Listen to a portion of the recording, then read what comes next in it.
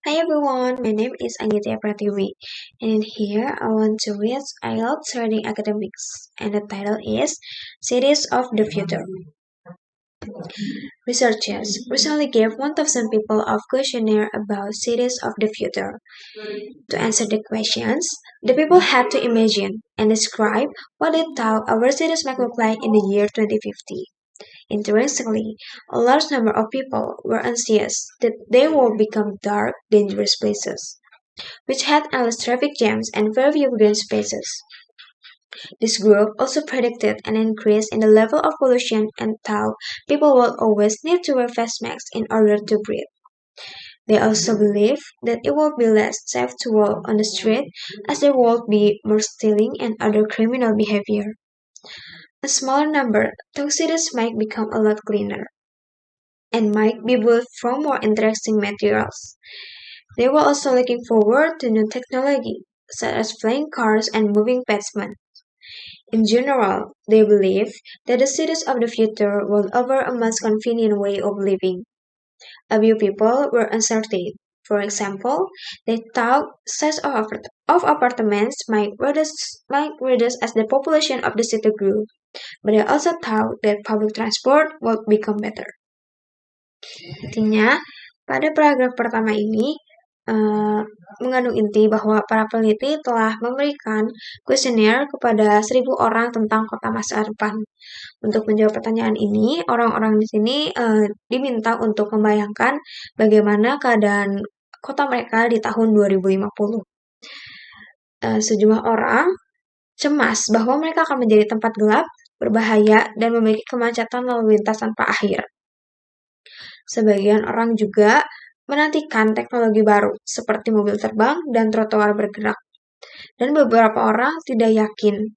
Mereka mengira ukuran apartemen akan berkurang seiring bertambahnya populasi kota. Tetapi mereka juga berpikir bahwa transportasi umum akan menjadi lebih baik. Okay, what do the result from this questionnaire tell us?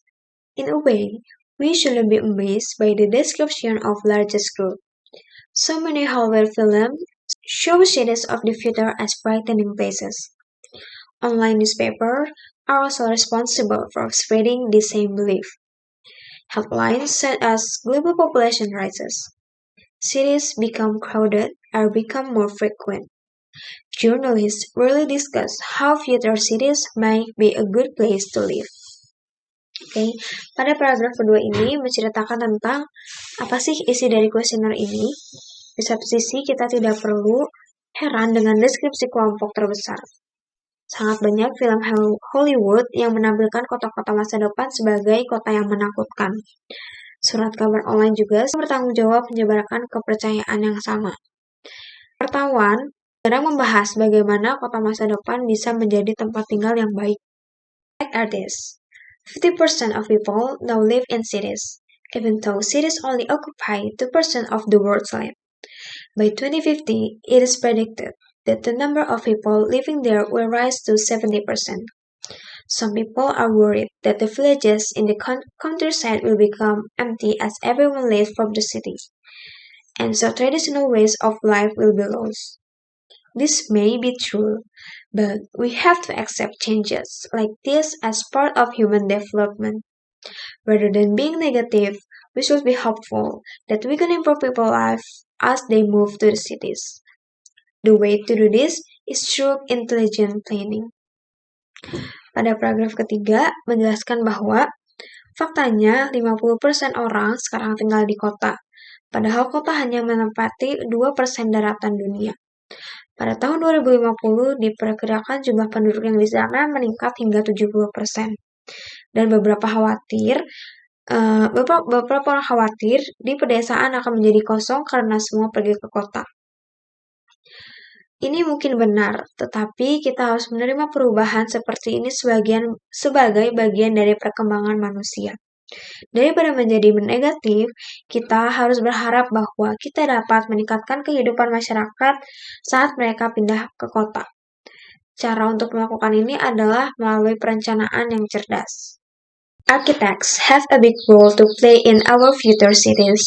In the past, the architects who were responsible for planning our cities often designed buildings that they were interested in. But now, it is time for them to listen carefully to what people living in cities are asking for. In many countries around the world, people are choosing to have smaller families or to wait longer before they start a family. Before this reason, not everyone needs a large house. Smaller and cheaper houses are what they need. But small doesn't have to be the same as ugly or boring.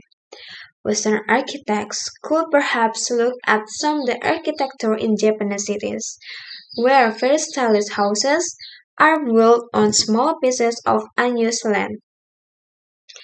Selanjutnya, pada paragraf ini memiliki inti bahwa arsitek memiliki peran besar untuk mencerminkan bagaimana keadaan masa depan kota kita nanti. Apabila di masa lalu para arsitek bertanggung jawab untuk merencanakan kota yang sering merancang bangunan tentang bangunan mereka yang minati, tapi sekarang saatnya bagi mereka untuk mendengarkan dengan cermat apa yang diminta oleh orang yang tinggal di kota. Di banyak negara di dunia, orang-orang memilih untuk memiliki keluarga yang lebih kecil atau menunggu lebih lama sebelum memiliki keluarga. Karena itulah tidak semua orang memiliki rumah yang besar. Rumah yang lebih kecil dan lebih murah adalah yang mereka butuhkan. Tapi kecil tidak harus sama dengan jelek ataupun membosankan. And what makes cities of the future be made from? Engineering companies have produced some interesting new products. For example, wood-like material made from recycled newspaper or old ink cartons. One engineering team are even working on a project that uses mushroom to create a hard building materials. These new materials may seem strange, but we should remember that plastic was only invented in 1907. At the time, people thought that this was an unusual product, but now it is something we cannot manage without. Building a city of the future requires imagination and an open mind. Oke, pada paragraf ini memiliki inti bahwa di kota-kota masa depan tuh kita bangunan tuh terbuat dari apa sih? Perusahaan teknik telah menghasilkan beberapa produk baru yang menarik. Misalnya bahan seperti kayu yang terbuat dari koran daur ulang atau karton minuman bekas. Lalu ada lagi satu tim teknik bahkan sedang mengerjakan proyek yang menggunakan jamur untuk membuat bahan bangunan yang keras.